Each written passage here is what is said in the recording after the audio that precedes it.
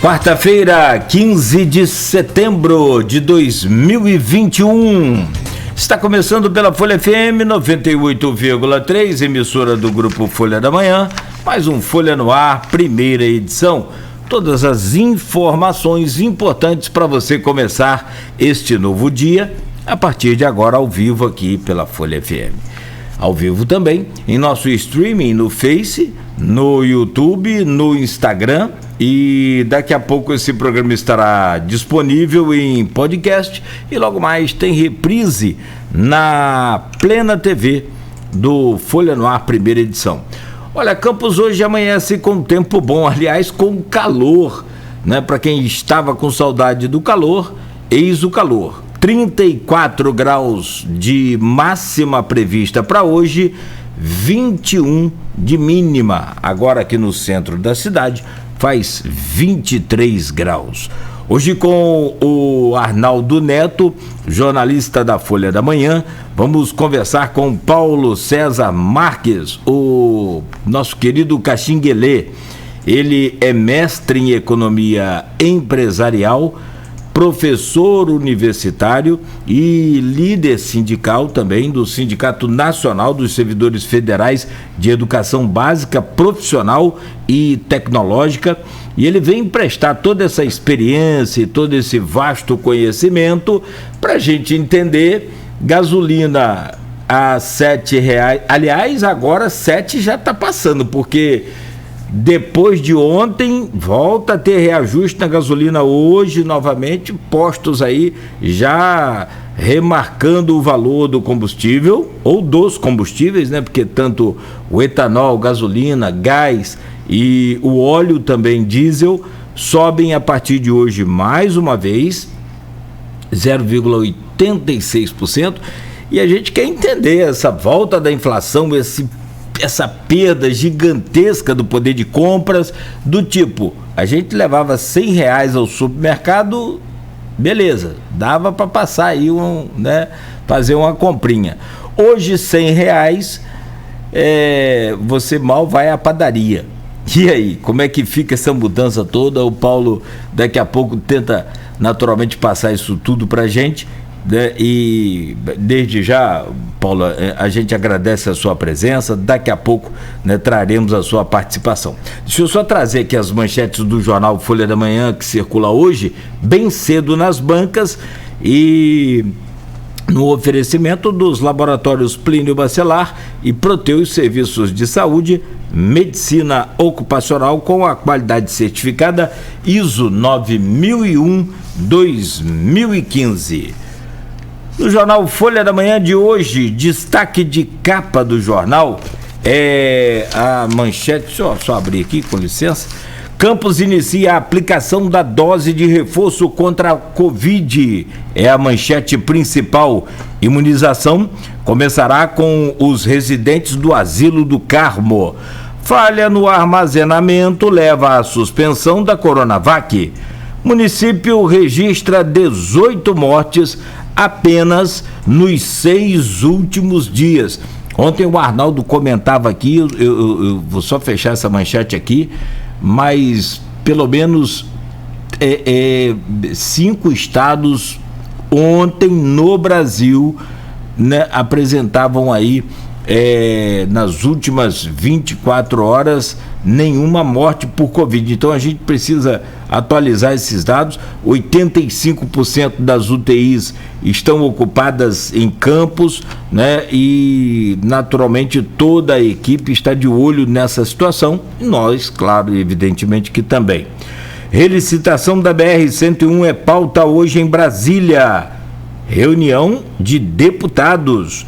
Informação na Câmara. Licitação para a reforma das escolas gera discussões. Ainda na Folha, pesquisa da Embrapa, plantio de grãos é mais uma vocação da região. Jogo de ida, Cano busca vaga na semifinal da Copa Rio. Na capa da Folha da Manhã, Câmara reprova contas e deixa doutor Aloysio inelegível. Sequência de assaltos preocupa campistas.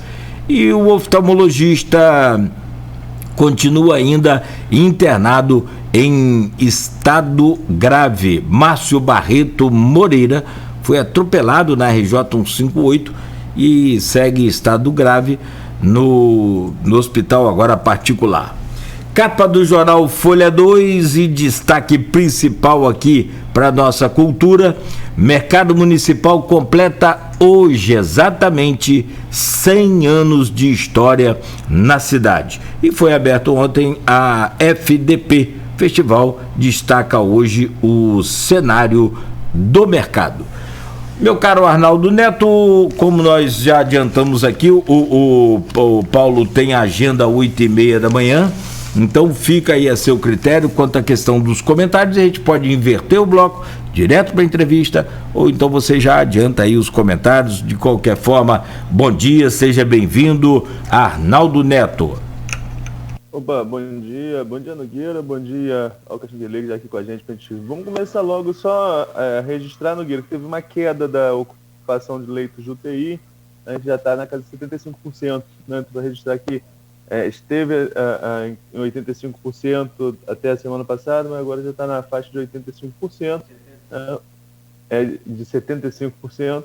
Então aí só deixar claro que houve essa redução, embora esse número de óbitos, né, como a gente destaca aí na capa, em 6 dias 18 óbitos, é um número no mínimo alarmante e deixa claro que a pandemia ainda não acabou. Bom, então vamos trazer o bom dia do Paulo César Marques. Paulinho Caxinguele, se eu te chamar de outro nome, esse negócio de Paulo César Marques está me deixando assim meio que eu te conheço há bastante tempo. Espero que você não se importe.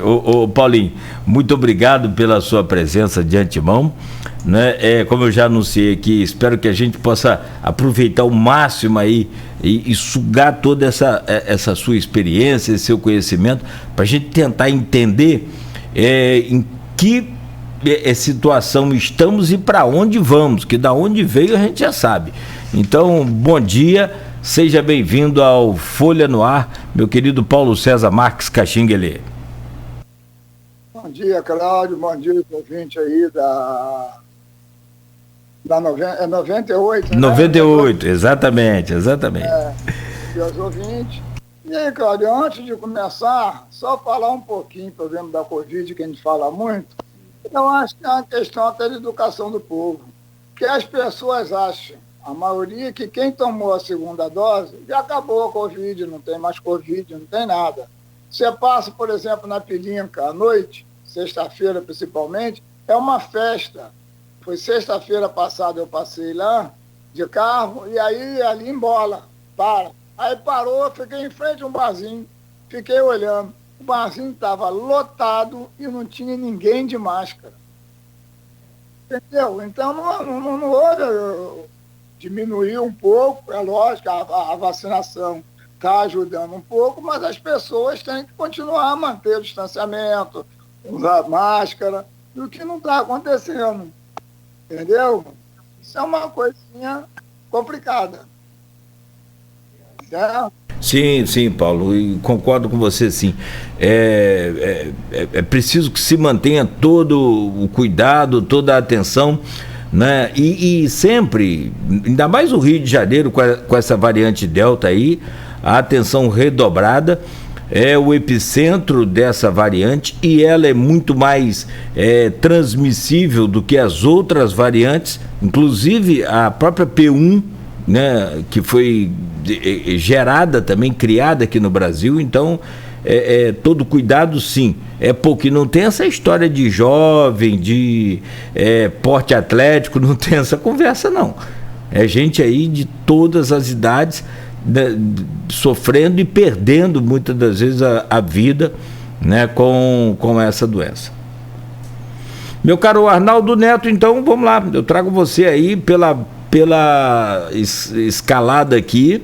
Nesse bloco a gente fala da perda do poder de compra do brasileiro com a volta dessa inflação que está assustando, e muitos você mesmo, Arnaldo, talvez não viveu com, né, toda a intensidade a inflação da década de 80, final dos anos 80, no início dos anos 90, aquela coisa de... Eu, inclusive, se me permite, Arnaldo, não alongando muito, mas eu trabalhava numa antiga venda, né, um mini mercado.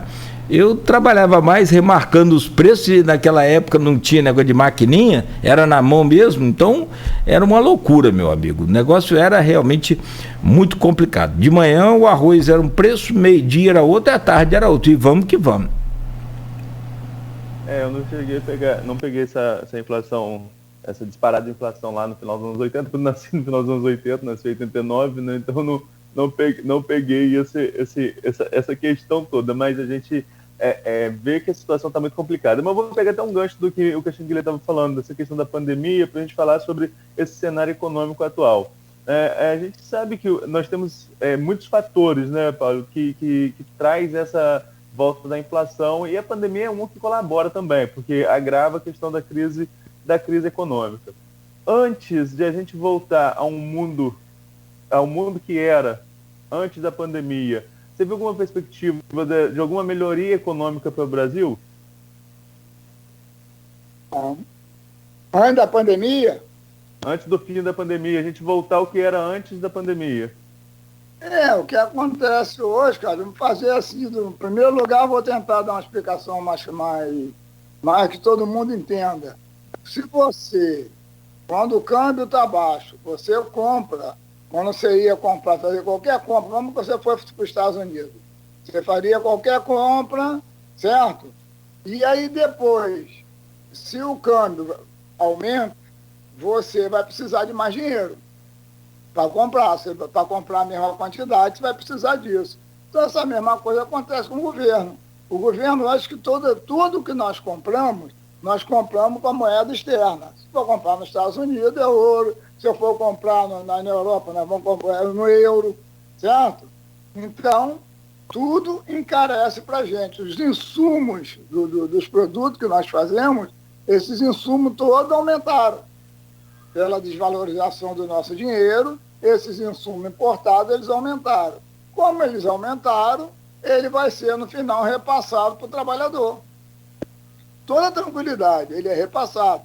Então, hoje nós temos, por exemplo, um quadro, né, um reflexo vamos dizer assim, do comércio externo e do comércio interno, tá certo? Aí o que aconteceu? O dinheiro procura o dinheiro. O cara que investe, ele está procurando aonde ele vai ganhar mais dinheiro.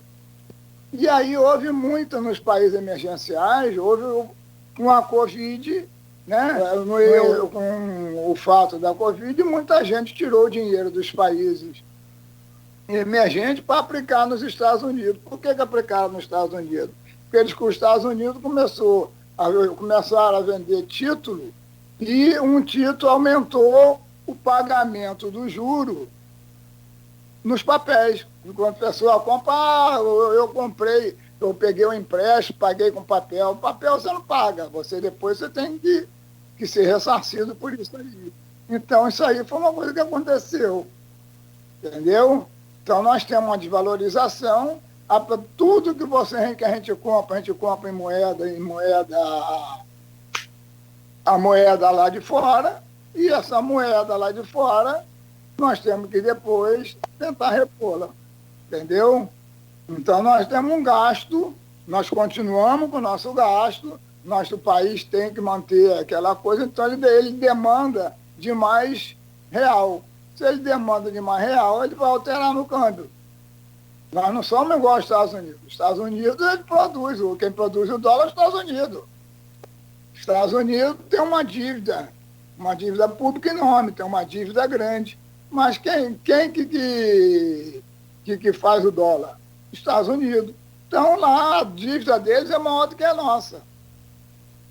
Pegar direitinho, a dívida americana é maior do que a dívida nossa aqui. Então tudo em função dessa desvalorização e do dinheiro. O dinheiro procura o dinheiro.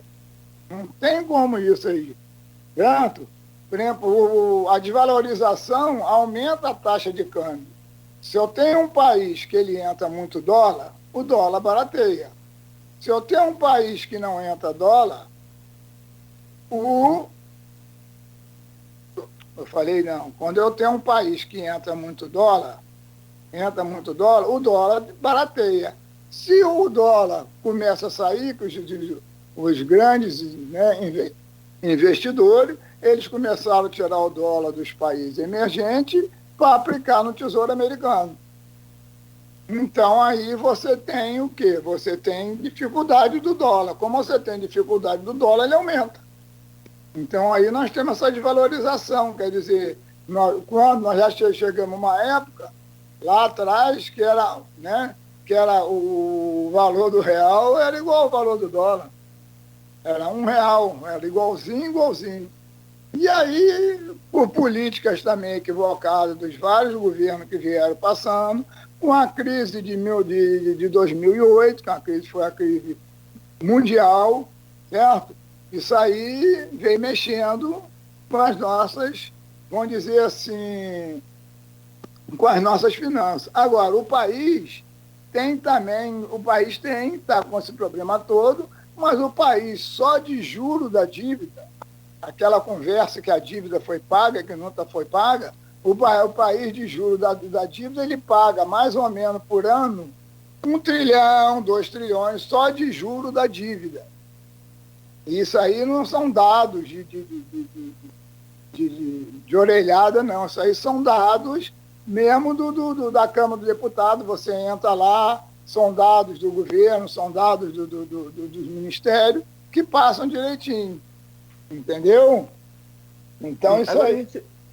Se a gente for pegar para a realidade do nosso ouvinte para o dia a dia, né? A gente está falando da questão macroeconômica, que realmente, e a gente vai voltar a falar sobre isso daqui a pouco. Agora, o país produz, o país produz alimentos, exporta carne, exporta arroz, exporta tudo que tipo de alimento é produzido no Brasil e vai para fora. Como entender que fica tão caro para a gente, a carne, por exemplo, a carne bovina? No dia desse eu estava falando que eu fui ao supermercado e vi filé mignon, que não é uma carne que todo mundo do povão compra, nunca foi acessível a todo mundo, mas estava R$80. Acho que é algo inimaginável, né? Se você vê o quilo da carne a R$80. Como explicar que o que é produzido aqui, e em grande escala, inclusive exportado, e é tão caro para o consumidor brasileiro nesse momento? O que é exportado, repete, o que é exportado... É nosso, é produzido aqui, é exportado, e ainda assim é tão caro para o brasileiro. É o que eu estava falando, que a gente manda para lá, tudo que a gente exporta, você tem a balança comercial, tá certo? Ela pode dar positiva ou negativa. Se você exporta mais, vai entrar mais dólar para o país.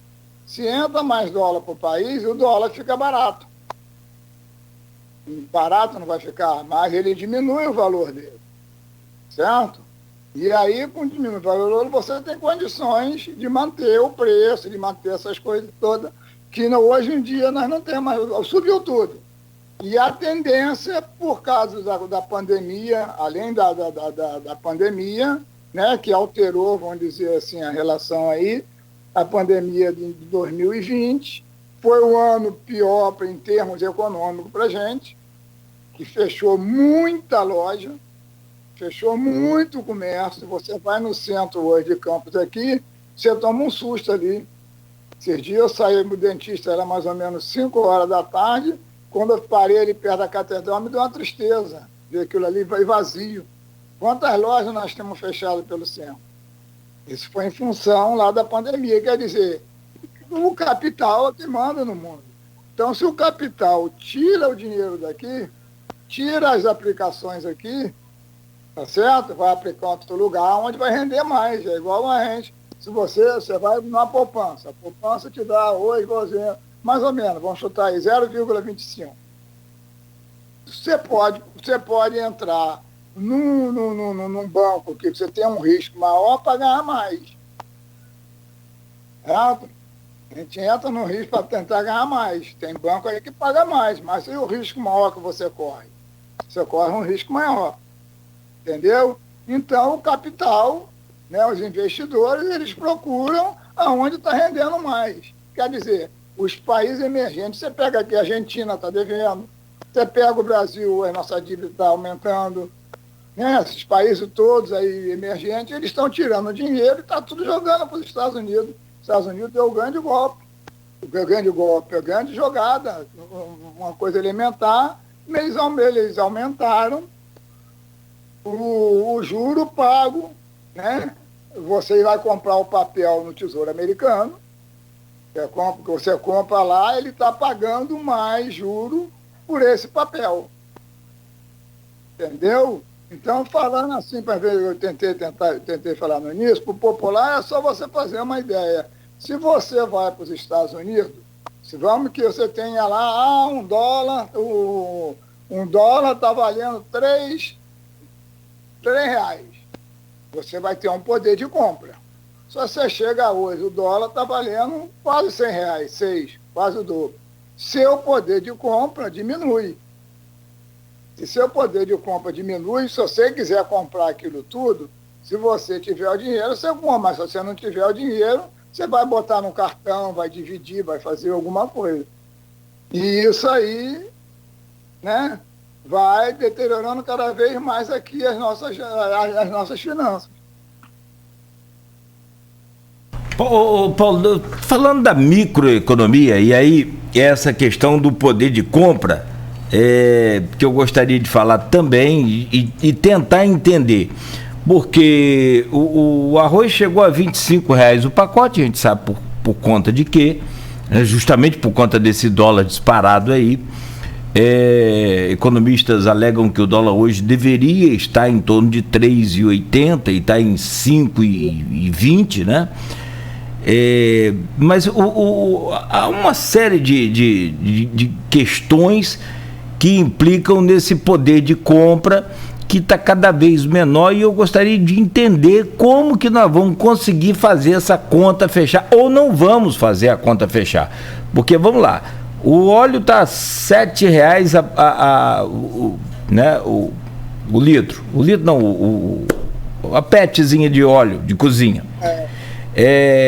O arroz caiu um pouco, mas continua lá em cima. Feijão disparou.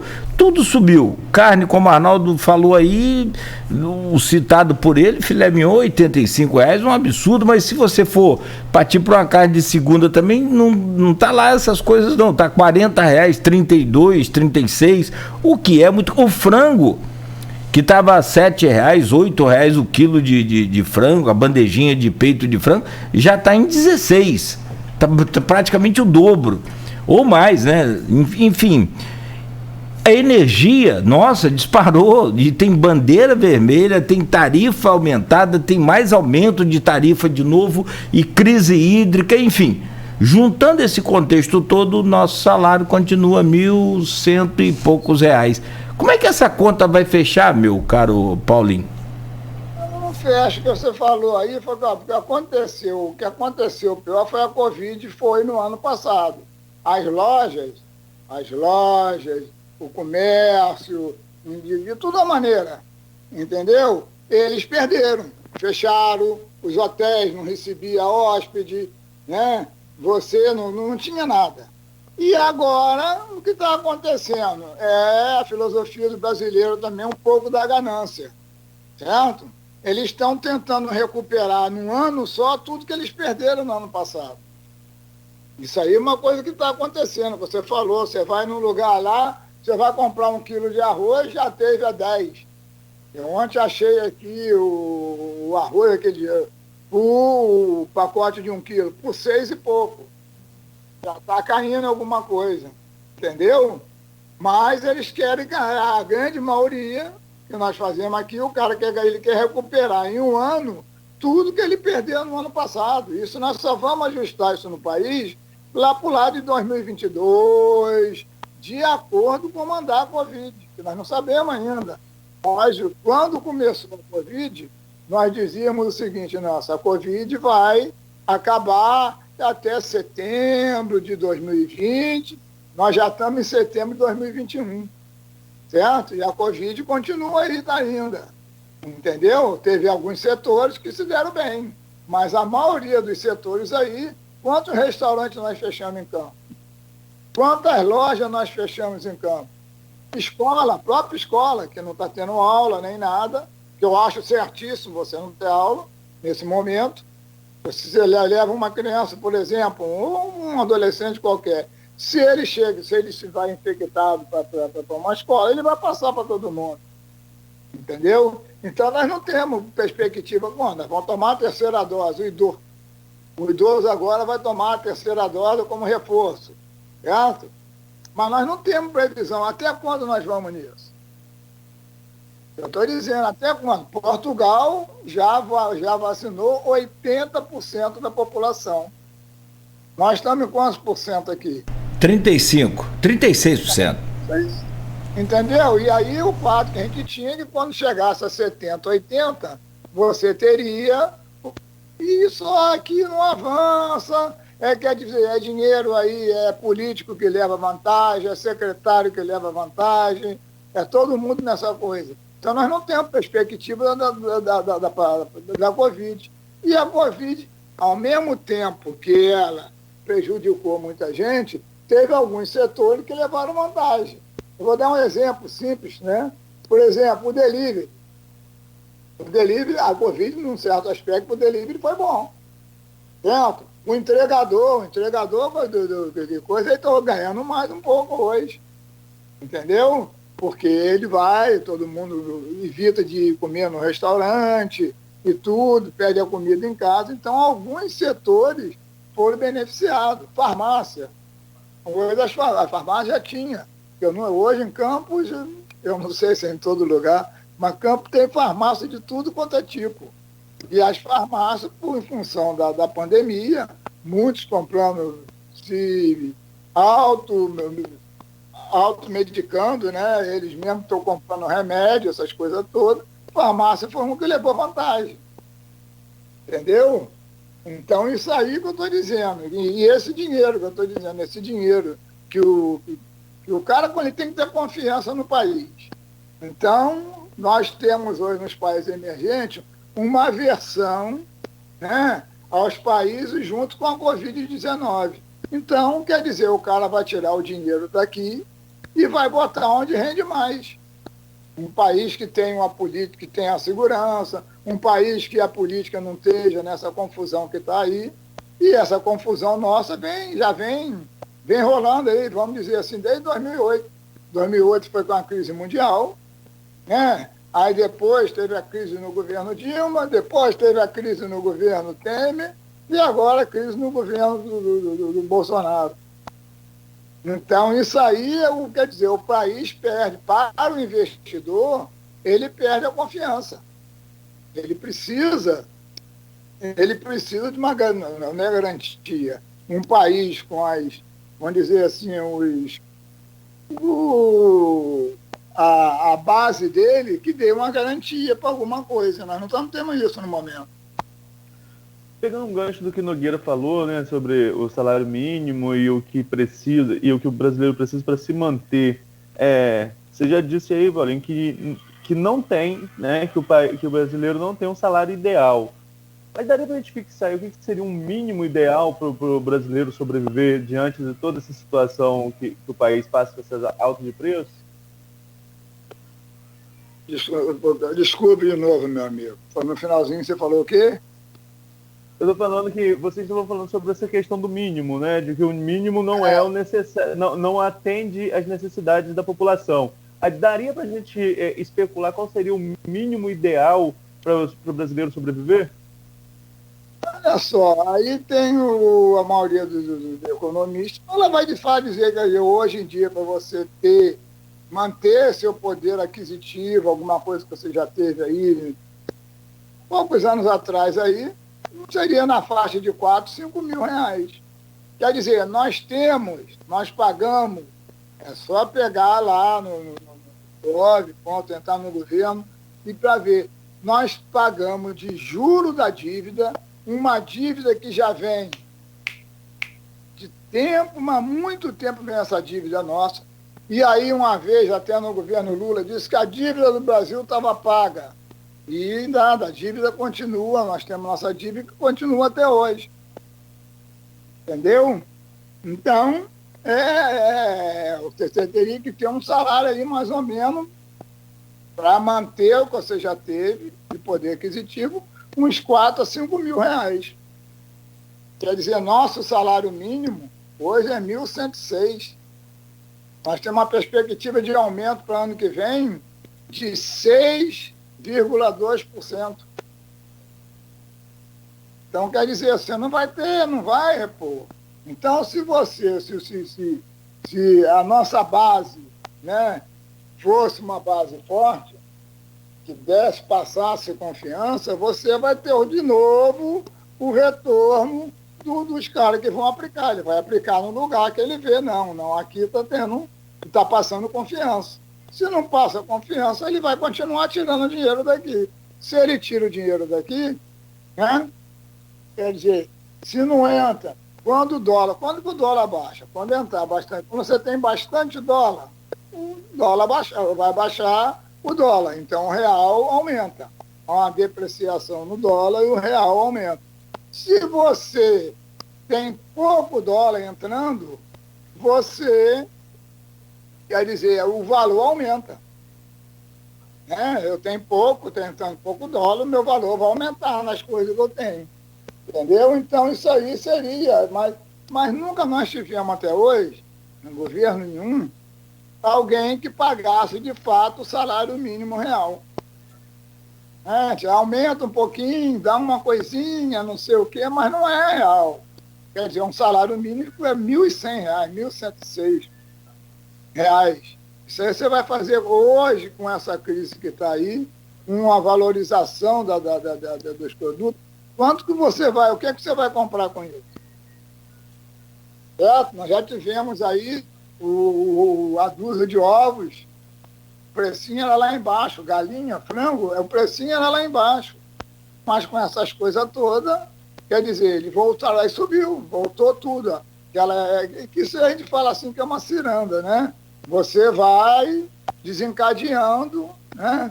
Você vai rodando tudo e acontece isso. Quer dizer, o capital vai continuar sempre procurando aonde vai render mais para ele. E vamos dizer assim, a sustentação econômica nos Estados Unidos hoje, em função até, eu digo, de produzir o dólar, os Estados Unidos hoje, eles estão pagando mais, ele aumentou o juro. Então o cara vai lá e está comprando o título do Tesouro Americano.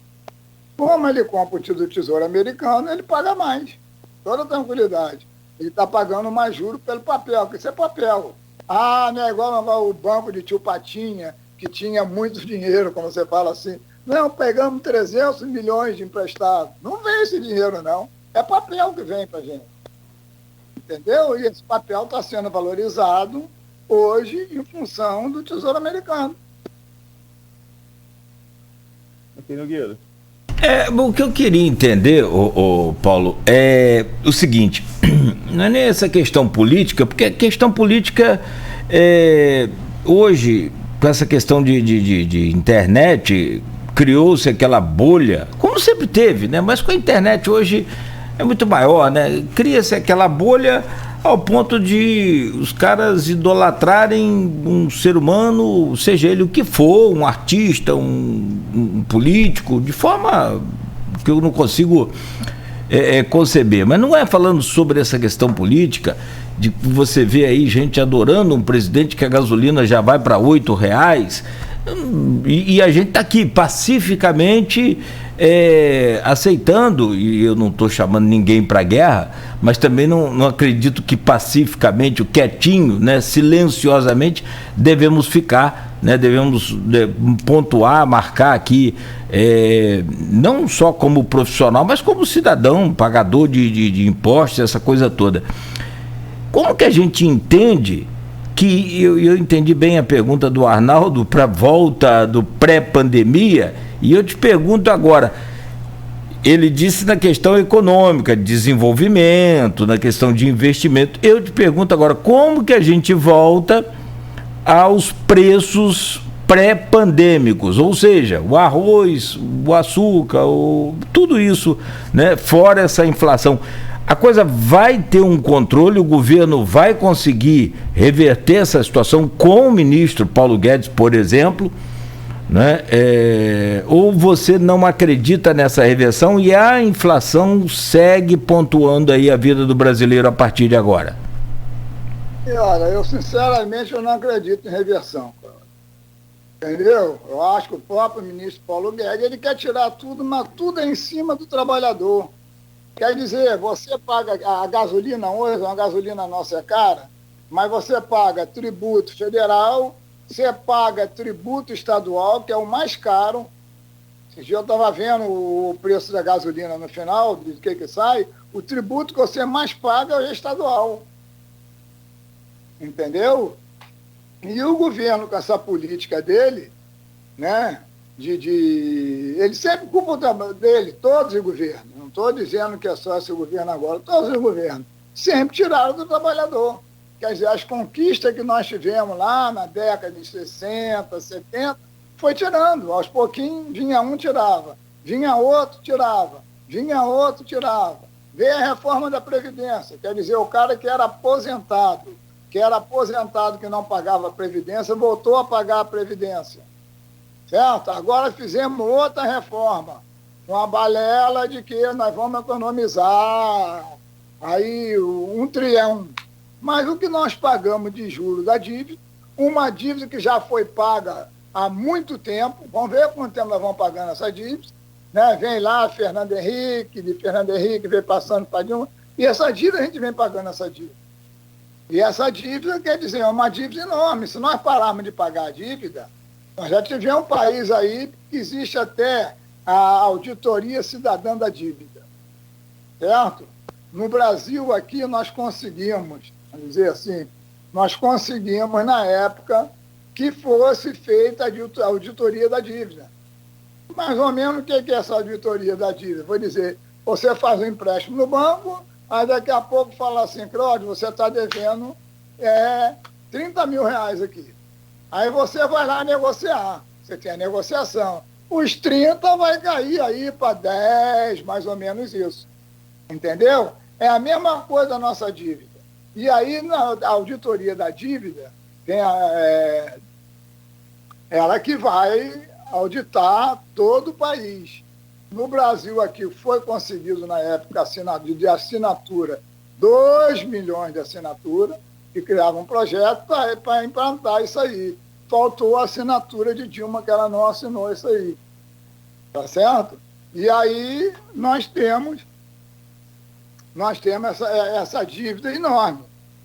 Né? Quer dizer, nós pagamos o juro da dívida, que você vai pegando aí no histórico dela, de Fernando Henrique, um deixou com tanto, foi deixando, foi passando. Hoje nós temos aí, eu tenho até, se você quiser, depois eu passo para você um quadrozinho, feito pela Câmara dos Deputados, que ele mostra lá em termos de fatia, são fatias assim, né?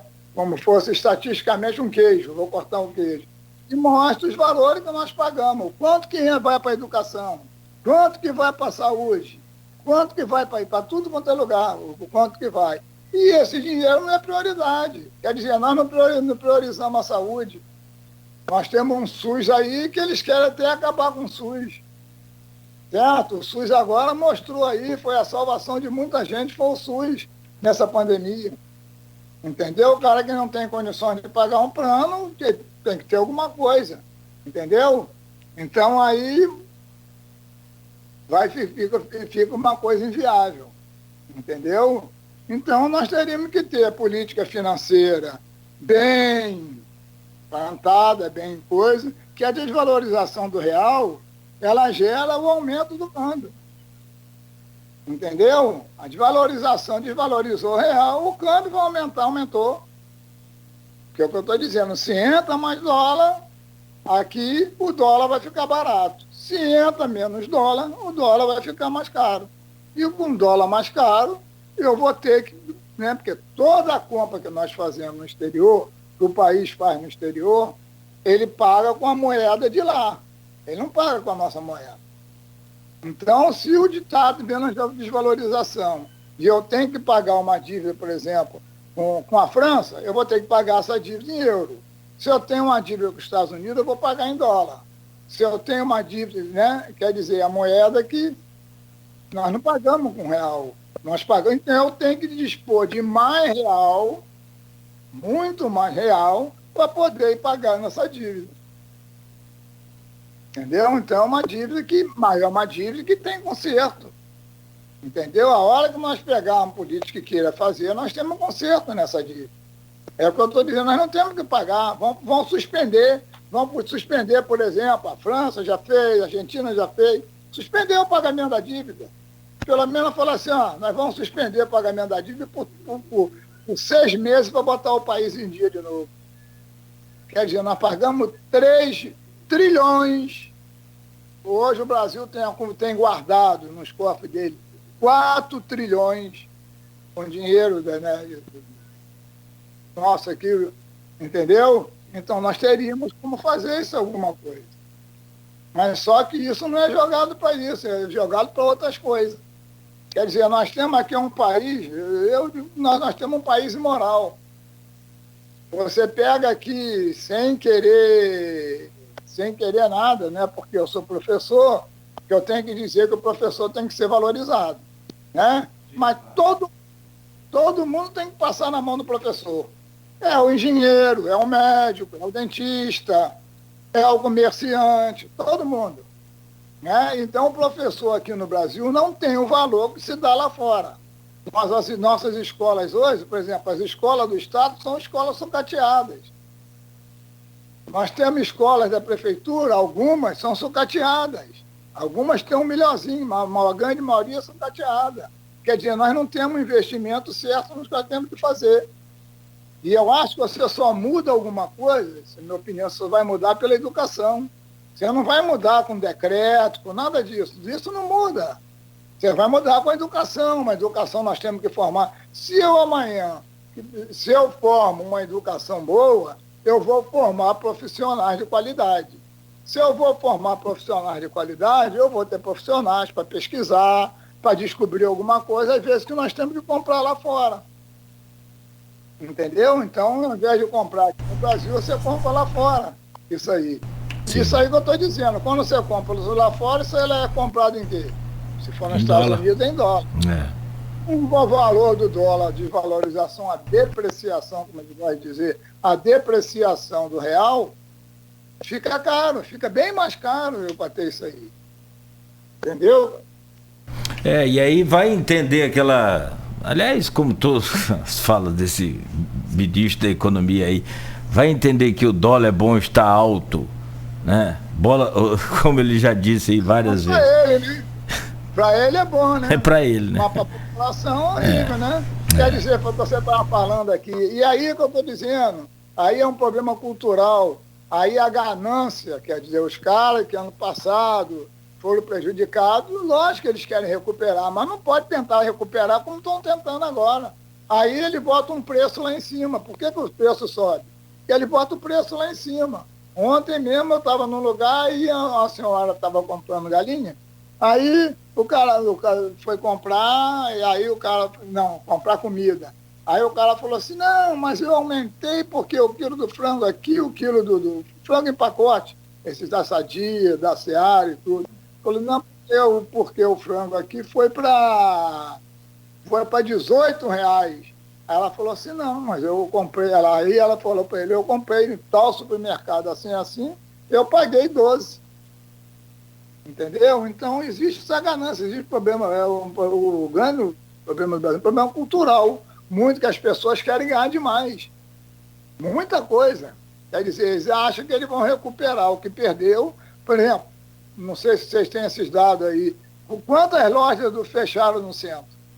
Aí na rua da Folha da Manhã mesmo. Sim. Você passa, quantas lojas tem fechado aí?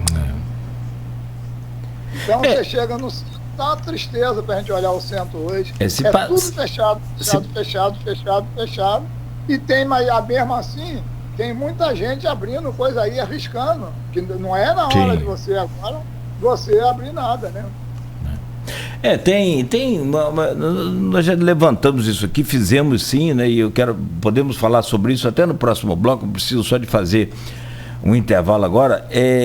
Essa questão mudança também de ponto comercial, de localização. Muitos acreditam que o centro foi esvaziado por falta de oxigenação, né, de ônibus e de transporte público, essa coisa toda, e aí preferem então, né, até a mudança das características do consumidor, né, que quer consumir, mas dentro do bairro dele. Cidades grandes, por exemplo, você tem condomínios aí que praticamente tem tudo dentro daquele condomínio. Você quase que não sai para nada, vive dentro do seu condomínio, até mesmo trabalha dentro do condomínio onde mora. Mas vamos falar sobre esses assuntos e outros mais, como por exemplo essa retomada da economia local, que foi tema aqui, né, no Folha no Ar e também, né, pautado pelo Aloysio Abreu Barbosa no jornal Folha da Manhã, com 11 painéis sobre essa questão da vocação agrícola de Campos. A gente quer também saber a sua opinião, se de fato isso aí é a salvação da lavoura, vamos dizer assim, com o fim do nosso, o fim ou pelo menos a diminuição, né, severa, muito grande aí dos royalties. Mas eu preciso fazer um intervalo rápido. Você que nos acompanha, né, rapidamente o intervalo, e a gente volta a seguir com o Folha no Ar, primeira edição. O oferecimento é dos laboratórios Plínio Bacelar e Proteus Serviços de Saúde e Medicina Ocupacional, com a qualidade certificada ISO 9001-2015. A Proteus